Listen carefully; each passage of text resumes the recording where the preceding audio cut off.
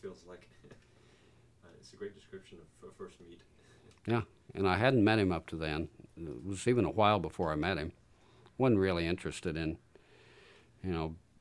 making his acquaintance. I knew several derelicts at that time, and you don't want to pile up too many of those, because they show up on your doorstep. But that's my first recollection of him. Second recollection was exactly the opposite, polar opposite.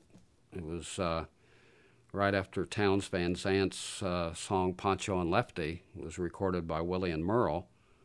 They made a video with it. It was released, and it pretty quickly went to the top of the country charts.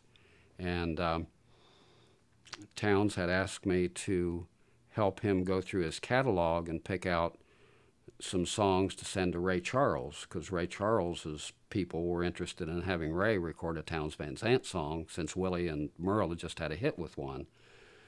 So he was supposed to come over to my house on Tuesday, and when the knock came on the door and I had all his records laid out on the couch ready to go, when I answered the door, it wasn't Townes, it was Janine, Townes' wife, and she said she had just taken him up to the state hospital to dry him out.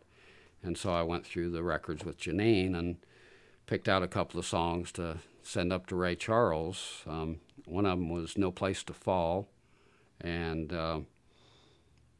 forget the other one, but what I'd done is I'd listened to Townes' songs, and I listened trying to hear Ray Charles' voice deliver those words. So I picked out what I thought was two really good ones to send to Ray Charles, and they sent them off, but he never recorded any of that. I found out later that what they wanted to do was get a song sort of like Poncho and Lefty that Ray Charles could sing with Mo Bandy, which is too bad, because Ray Charles could have done a great job on one of the love songs, one of the really tender ballads. And so I've always felt bad that Ray never recorded a Townes song, because his voice was perfect for one of those really tender ones. So on Wednesday or Thursday, I went up to the state hospital, which is on Guadalupe up above 45th Street, and I went to visit Townes. And I didn't know him real well before that. I'd met him, and we knew who each other were. And in fact, I'd known who Townes was since the late 60s, because I'd had his records and played them on the radio and really revered him. I thought he was one of the great songwriters. And when I moved to Austin, I made it a point to seek him out, because he was around here. I don't know if he lived here, but he played here. And I met him at the Rome Inn. And over a period of time, we got to know each other. It took him a while to remember who I was, because I wasn't really anybody then. I didn't start the KUT shows until '81, and that's when I became somebody that Townes was interested in keeping track of because of what I did. Before that, I just kind of bounced around other radio stations doing formats till I found a good job. But after I started at KUT, Townes and I got to be pretty good friends. And I guess I was there. I can't remember what year that song was a hit, but I guess I was already at KUT. And so I went up to visit Townes at the state hospital, and it was like a great big room with a hardwood floor and a desk at one end and seats around the edge and maybe a couple of card tables. And as I walked in, I saw these, used up men, basically, men who were in the twilight of their life, sitting around playing cards and talking. And I asked for Townes, and they told me to go sit over by the side there. And a few minutes later, he came out into the room, and he looked okay, actually. He had dried out by that time, and we sat and talked for quite a while, and it just kept occurring to me that here's the guy that's got the #1 song on the country western charts, and he's in a place like this with all these men who had absolutely no future ahead of him. And it just struck me that was a very strange place for him to be. And he wasn't there long. He checked himself out the next day to play his end-of-the-month rent gig at Emma Joe's. He'd always book a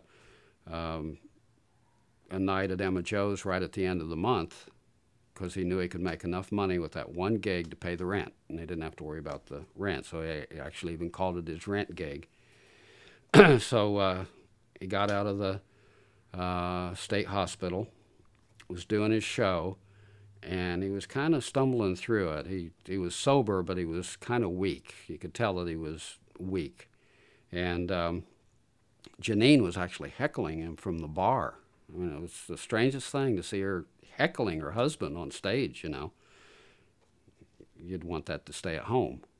And at one point he was singing If I Needed You, and he forgot the words. And I'd seen him forget the words to songs before, and I'd seen him just crumble. And just, you know, the rest of the set wouldn't be any good because he couldn't make it through a song. But this particular time, as soon as he forgot the words, Blaze was sitting just right off to the, well, it'd be stage left, just a few feet away from him. And at his first stumble, Blaze got up and he went to the microphone and he sang the right words. And then Townes started singing along, and they sang a couple of lines together until Blaze was sure that Townes had it. And then he sat back down, and Townes actually seemed to get stronger from that point on because he had been rescued by a friend.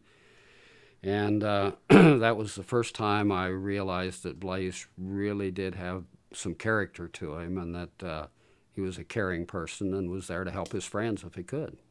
So same place, Emma Joe's front room, Emma Joe's back room. Back room, he's drunk under the pool table. Front room, he's rescuing one of the best songwriters of our generation, you know, by doing exactly the right thing at exactly the right time. So after that, I had some regard for him, and it was after that that I made it a point to get to know him. Yeah, that's probably the best story because he is kind of a contradiction. Oh, yeah. Like Chris Christopherson says, a walking contradiction, partly truth and partly fiction. And certainly in death he is